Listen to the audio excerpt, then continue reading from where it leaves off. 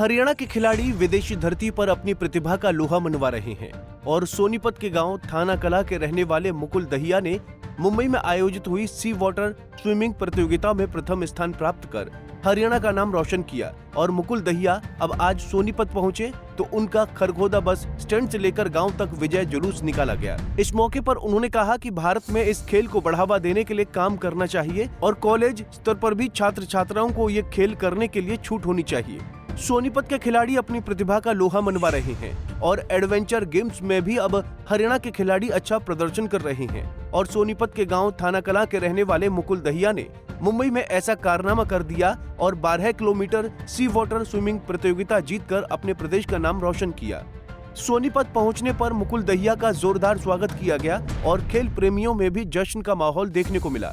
मुकुल दहिया ने अपनी उपलब्धि के बारे में बताया कि वो नोएडा में एक निजी यूनिवर्सिटी का छात्र है और उसने सी वाटर स्विमिंग प्रतियोगिता में पहला स्थान हासिल किया है। इस दौरान उसे काफी दिक्कतें भी आईं, लेकिन उसे महासागर में भी डर नहीं लगा क्योंकि उसके साथ छत्रपति शिवाजी महाराज का आशीर्वाद हमेशा है।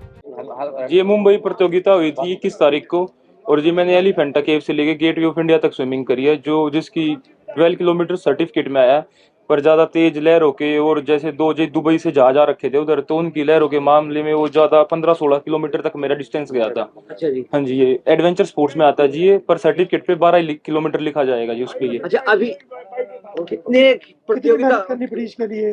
जिसके लिए स्विमिंग पूल में ज्यादा मेहनत करनी पड़ी सर, पर अभी समुद्र में ज्यादा मेहनत करनी पड़ेगी और उसके लिए जैसे कॉलेज से सपोर्ट चाहिए थोड़ा सा। अगर वो अलाउ कर दिया अटेंडेंस में, जैसे अटेंडेंस में जी 75% के बाद वो पेपर वगैरह नहीं देने देते हैं, तो एजुकेशन भी जरूरी है जी साथ में। पर अभी जैसे ओशन की स्विमिंग ओशन में ही करनी पड़ेगी। जैसे वहाँ पर दिख के सामने आई जब समुद्र में आप इस तरह की जी, जैसे जेली फिशेज होती हैं जी, वो जैसे काट लेती हैं, जैसे कांच से चुभते हैं, तो हाथों पे जैसे सोले हाथ पे 1-2 बार लगी थी। पर जैसे सर्दी का माहौल है तो जी वो कम तादाद में रहती है, पर जैसे ही गर्मियां पास में आएंगी तो मैं ज्यादा कंपटीशन नहीं कर सकता, तो मुझे 1-2 और जो मेरे अगले टास्क है वो अभी 1-2 महीने में ही कंप्लीट करने पड़ेंगे। अभी जो ये गेम है, क्या वो इंटरनेशनल स्तर पर, ओलंपिक स्तर पर रजिस्टर्ड है? सर ये जो गेम है और ये जहाँ से मैंने जो सर्टिफाई है सर, ये all over world open water उसमें रजिस्टर्ड है। और क्या कहते हैं सर, ये एडवेंचर स्पोर्ट्स में आता है और government of India 3 adventure sports में नॉर्वे टेंजिंग अवार्ड देती है, एक लैंड के लिए, एक वाटर के लिए और एक एयर के लिए।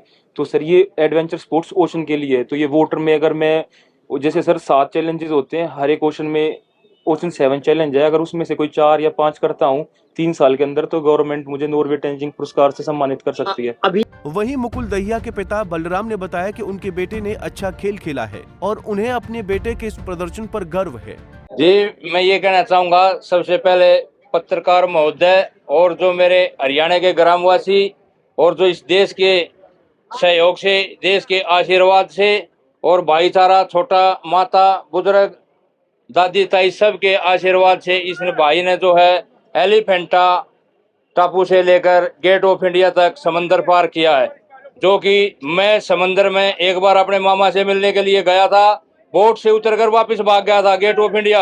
मैं मामा से मिलने नहीं जाऊंगा, मैं तो समंदर से इतना डरता हूं। और मेरे बेटे ने, इस देश के बेटे ने, हरियाणा के बेटे ने, दहिया के बेटे ने, ये जो है एक बहुत खुशी का।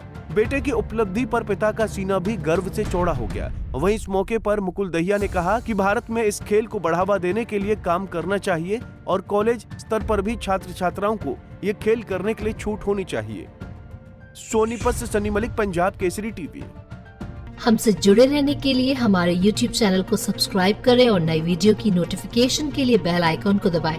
अगर आप ये वीडियो Facebook पर देख रहे हैं तो लाइक जरूर करें और ज्यादा से ज्यादा शेयर करें। धन्यवाद।